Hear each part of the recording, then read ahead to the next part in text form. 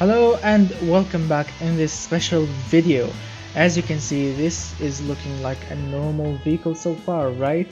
But no, this is not a normal vehicle. This is a ute or a pickup.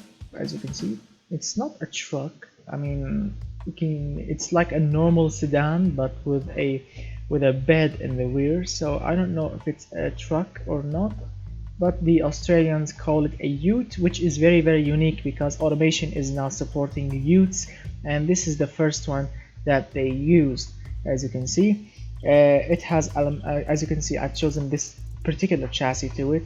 It has aluminium panels, as you can see, monocoque chassis type, not light truck monocoque, because light truck monocoque is for if I want, for example, the Ford F-150, F-250, or the Silverado or the GMC Sierra, these big hunky heavy not SUVs, big hunky heavy pickup trucks. Yes, this is where you use the light truck monocoque. But here, because I want to make this one I want to make it handle absolutely magnificent, and so everyone can enjoy it around the corners and test track, monocoque chassis will make a better job, much better job than a light truck monocoque, in handling, cornering, also lightness and stiffness at the same time. Of course, the light truck monocoque will be much more stiffer in the back, so you can put heavier cargo in the back. But this is not a truck, as I mentioned. It's a ute, as the Australians call it. So I'm gonna use normal monocoque chassis. Light advanced high-strength steel chassis material, front longitudinal engine placement, double wishbone in front, multi-link suspension in the rear, zero quality on the chassis, and this is the engine that I made. It's a 90 degrees 8-cylinder engine with aluminium block, 98mm on the bore, 94.5mm on the stroke, which equals 5702 cc, or you can say 5.7 liters. Dual overhead camshafts with 4 valves per cylinder, aluminium head material with variable valve lift technology, forged steel crankshaft with lightweight forged connecting rods, and of course lightweight forged pistons. +1 quality on the internals, 11.0 to 1 compression ratio, which is high, 38 on the cam profile to make it elegant and smooth and to give it that extra low end torque, as you can see, and the 93 on the variable valve lift profile, so I can give it that extra and high horsepower at high RPM. Variable valve timing technology on all cams, +2 quality, naturally aspirated, direct fuel injection with throttle per cylinder, or you can say individual throttle bodies, performance intake manifold with 91 octane fuel. As you can see, I've chosen 91 because I want to make this truck or this ute cheap and at the same time favorable by everyone, and so I can make everyone afford it, so everyone can afford it. And using 91 instead of 95, I know that 95 can make this engine produce more power, but 91 is cheaper to refill and it's available absolutely everywhere, so I'm gonna go with 91. 13.9 is the air fuel ratio with 63 on the ignition timing, and 7800 is the RPM limit, +1 quality on the fuel system. Long tubular headers, as you can see, it comes from the factory with high flow headers, dual exhaust pipes, bypass valves on all the mufflers, 2.8 exhaust diameter, and 69.8 millimeters, as you can see. Why did I choose bypass valves? So some of you guys asking why I just it will be less complicated and it will require less time to make it without valves. I know that, but using bypass valves will make the exhaust diameter smaller and it will make it flow like if it was much bigger than it already is.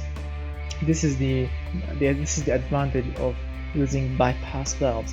When they are closed, the exhaust will act like a real 2.8-inch exhaust diameter, restrictive and torquey.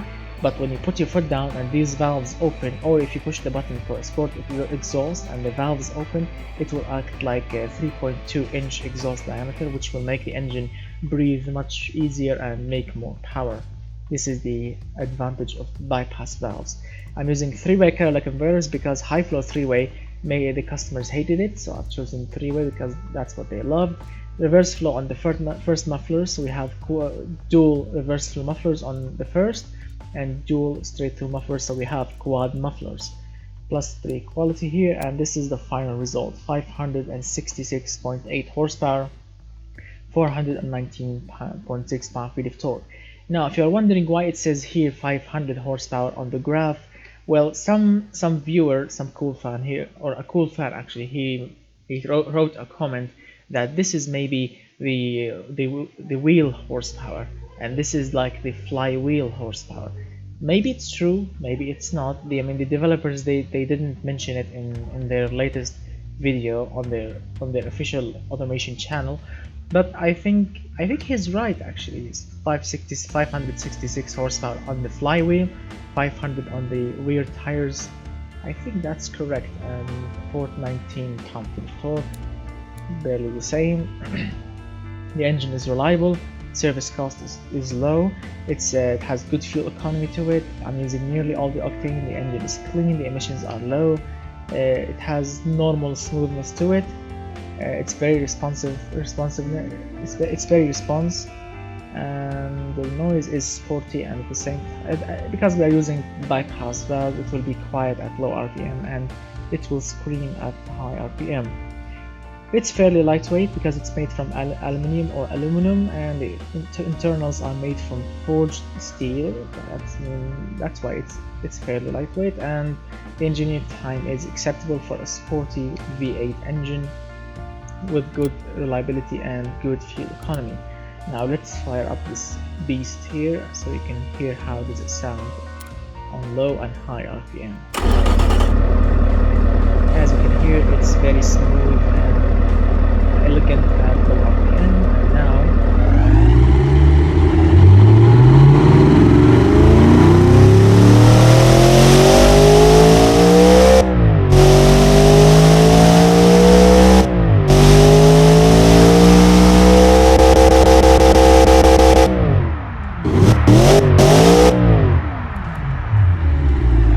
as you have heard and saw, the engine is very much good in every single RPM. As you can see, it's elegant, it's smooth at low RPM, and it's extremely loud and powerful at high RPM. Move on. As you can see, this body used to be in this shape. The main picture of this body used to be this sedan, and you could have chosen the wagon, when you come to this section. But now they added this pickup, 2005 pickup, for the same body, and it looks absolutely magnificent. I love this area here. The windshield, when it cuts down here, and the bed on the rear, it looks absolutely magnificent. I mean, the Australian made a huge impact on the automotive world when they came up with the Ute. It was an absolutely magnificent thing, and the current Ute, the Holden one with the LS engine in front, wow, that Ute is just a huge drift machine, a huge smoking drift machine that you can use every day, every single day. Reliable, practical, and very much utility in every single way. Absolutely magnificent and a very good idea. Let's see. Let's move on. I've chosen this silver looking gray, I call it a silver shadow. Where is it? This one, the silver shadow on the body and on the brake calipers as well. As you can see, these are the fixtures, simple and elegant and sporty at the same time. These twin headlights, twin grills, the front logo, the vents on the side, the indicator here, the side mirrors, regular door handles with keyholes. We have the fuel filler cap, the side, as you can see, the side vent here, the rear vents, dual exhaust pipes, license plate holder with the logo here, and of course the tail lights. It looks absolutely great and elegant and sporty at the same time. Now move on. As you can see, I've chosen a rear-wheel drive. As you can see, advanced automatic gearbox. I mean, this vehicle should have a manual. A manual will be awesome in this vehicle, but let me show you something. The customer is currently loving it at 112.3. If I choose manual, check out the difference in selling points. Yes, 10 selling points. Oh, 10 selling points. Should I sacrifice with 10 selling points? I mean, we will get extra fuel mileage. It will be much lighter. Like, for example, we have 26 kilograms lighter, more reliable, cheaper to make, requires less time to be engineered. Of course, it will be less comfortable, more sporty, and less drivable. Wow, less drivable. From 78 to 57. And look at the comfortable points from 45 to 36. So I'm gonna keep it advanced automatic here, and there will be another version of it. There will be another version of it with a manual gearbox. So yes, you can go to the dealership and you can order an automatic 7-speed automatic or 7-speed manual. It's your choice. This will be much more correct, I think, for any car. For any sports vehicle, there should be an option for manual and automatic. 306 kilometers per hour is the gearbox top speed with 24 on the spacing. As you can see, this is pretty much perfect. As you can see, it will give me the least 0 to 100 time and the least wheel spin as well. Electric limited slip differentials in the rear with zero quality. Radial sport compound tires, 235 front and rear, 18-inch rims, 700 is the tire diameter with alloy rims. Because they hate magnesium, I'm gonna choose alloy. Zero offset on front and rear, and the brakes are ventilated 6 pistons, 375mm on the front, ventilated single piston, 355 in the rear, 48 on the pad type, 58% of the front, 42% of the rear for the brake base, and zero quality on the brakes. Fully clad under tray with cooling flaps, 55 on the engine cooling and 100 on the brake cooling with zero quality. 2 seats, sports interior with premium sat-nav entertainment system, zero quality. I've chosen regular sport because I want to keep it lightweight and sporty. I mean, if I chose premium, if I would choose premium right now, the customers will love it more, but it will get much heavier and it will not be a sports ute, it will be a premium utility vehicle. I mean, currently, the current customers here are utility premium, not utility sports premium, because the sports premium they want more seats. They want it to be like a 4-seater or a 5-seater. Well, this body can only support for 2 seats or a bench on the front. Of course, what car in 2018 right now there, with a bench in the front? There's no cars these days with benches in the front. Only 2 seats. That's why the only customers that they love this vehicle are the utility premium, or you can say the muscle premium. Sports interior, premium sat-nav, zero quality. Electric variable power steering, electronic stability control plus launch control, plus 2 quality here. Advanced 10 safety, zero quality. Progressive springs, semi-active dampers, active sway bars with a very custom suspension tune. Minus 1.5 degrees of camber in the front, minus 1 degrees of camber in the rear. Spring stiffness are 320s in front, 3.60 in the rear.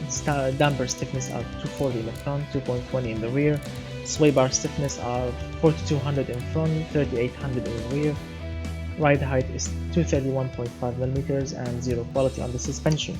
And these are the options on the vehicle, and it will cost you $39,190, which is, I think, it's very cheap for a 566 horsepower engine, lightweight chassis, lightweight body, 22.8 miles per gallon from a big V8 in the front.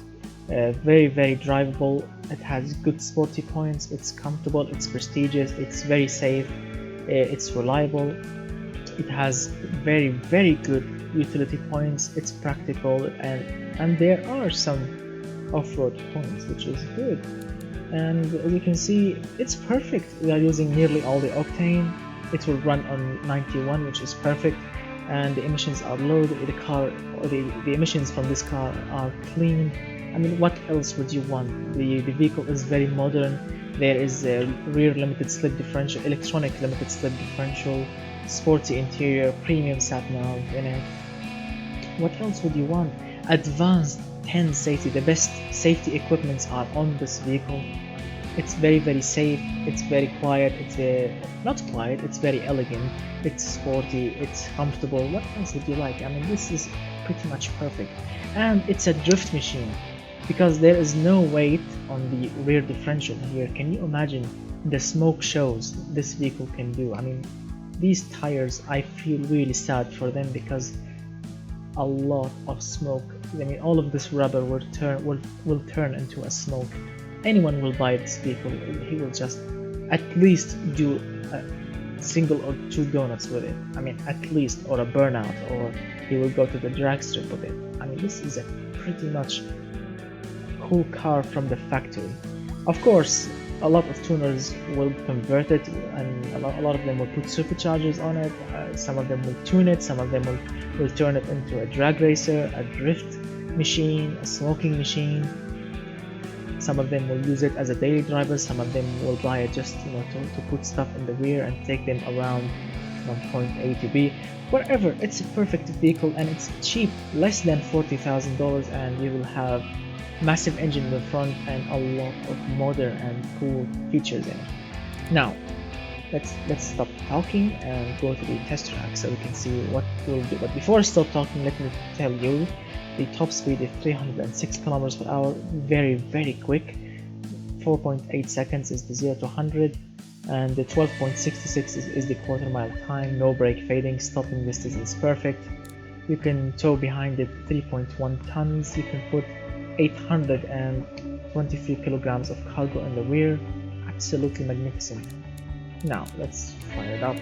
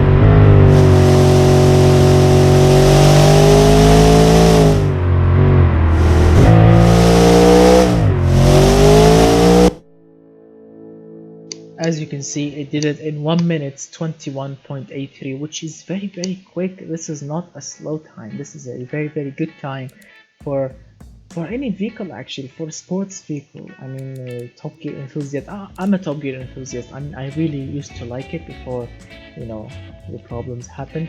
And come on, Top Gear enthusiast, the UK Top Gear enthusiast, the older one. If you can tell me in the comment section, 1 minute 21.83, which cars did we beat with this Ute? Come on, tell me in the comment section, because I would love to see and what kinds of cars did we beat with it. So as you can see, it's very much quick, and it's very reliable, and it's very awesome in every single way. And as you can see, I called it the Rego, whatever I want to call it. I'm gonna call it the Rego V8 Ute. 5.7 liter V8 sports Ute. As you can see, pretty much perfect.